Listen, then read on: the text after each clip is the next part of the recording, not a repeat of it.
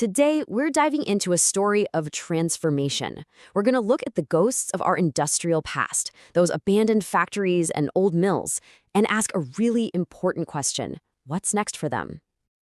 Think about it. When you see an old, forgotten factory, what's your first thought? Do you just see an eyesore? A total wasteland? Or do you see something more? A story, maybe. A history that's been etched right into the brick and steel, just waiting for someone to write the next chapter. The key to unlocking all these stories is a really cool concept called the industrial palimpsest. I know, it sounds a little academic, but it's a super powerful idea that helps us see these places not as empty shells, but as these rich, layered records of history. So what on earth is a palimpsest?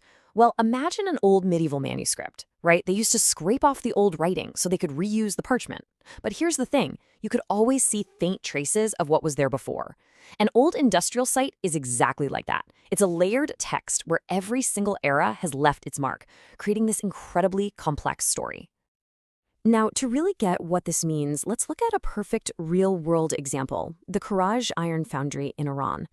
This is a place where a massive, ambitious dream was literally frozen in time.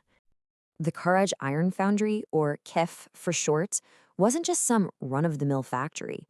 No, this was a monumental project. It was this huge symbol of Iran's ambition to industrialize, born from this incredible collaboration with German engineers back in the 1930s. And its history is, well, it's pretty dramatic. Construction kicked off in 1936, a huge team-up between Iran and a German company. But then, just 5 years later, World War II spills into Iran, and all the work just stops. And to this day, this absolutely massive 18-hectare site is still just sitting there, unfinished, a ghost of what could have been. So, this brings up a huge question, right? What do you do with a place like this? A place that's just dripping with history, but was never even completed? Well, this is where architecture gets really interesting, where it becomes a kind of storytelling. You know, when you're dealing with a site like this, you basically have two paths. The first is preservation. That's kind of like putting it in a glass box, just keeping it exactly as it is. But then there's interpretation, and this is way more dynamic. This is about using new design to actually tell all those different layers of the story, to make the invisible history visible. Take the Łutowski Mlyn site in Poland, for instance. I mean, over the centuries, this place was a medieval mill, a cotton factory, a farm, and today, it's a ruin. So architects came up with this brilliant idea. They used simple steel frames to just outline the shapes of the lost buildings. So when you visit, you can literally see the ghosts of the past. It makes that history feel real, tangible. But for a place as huge as the Karaj Foundry, just telling its story, it isn't quite enough. We have to ask a much bigger question. Which version of its future do we build? And maybe more importantly, who are we building it for? Because whatever we decide is going to stick around for generations. And that is the heart of the whole challenge, isn't it? Our short-term needs are so often at war with long-term sustainability. So you have to wonder, is there a way to kind of force ourselves to think bigger, to think beyond our own lifespans? Well, it turns out there is. It's a method called future design. And the core idea is, honestly, it's pretty profound.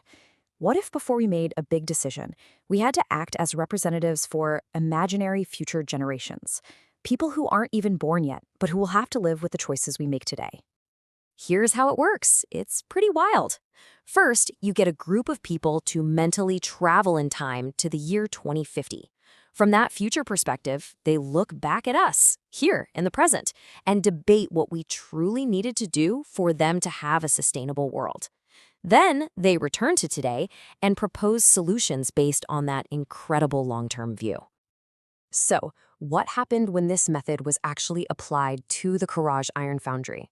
Well, the participants, acting as these imagined citizens of 2050, came up with 3 totally distinct scenarios for its future. And the results are just fascinating. In a sustainable progress scenario where the economy is strong, the site becomes this high-tech hub with renewables and smart tech. In a survival and adaptation scenario, with fewer resources, it relies on clever passive systems, like traditional Iranian garden designs for cooling. And in a tough economic recession, the focus shifts to flexible, low-carbon spaces that can be used for many things. But here's the amazing part. All 3 paths are designed to be sustainable.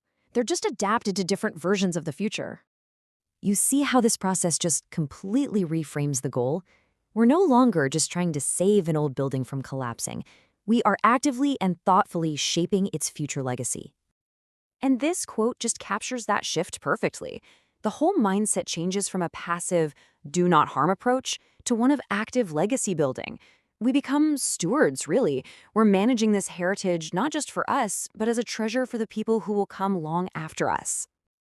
And the potential here is just immense. 18 hectares, that's over 44 acres. To put that in perspective, that's like 34 football fields. This is not just a forgotten lot, it's a huge piece of land in a city that's growing like crazy and is starved for green space. Reviving this site isn't just about preserving history, it's about helping to heal the city itself. At the end of the day, these layered histories, these palimpsests, they're everywhere. So the next time you walk past an old warehouse or a forgotten factory, don't just see a ruin. Ask yourself, what story is waiting to be told here? And what new story could we help it tell for the future?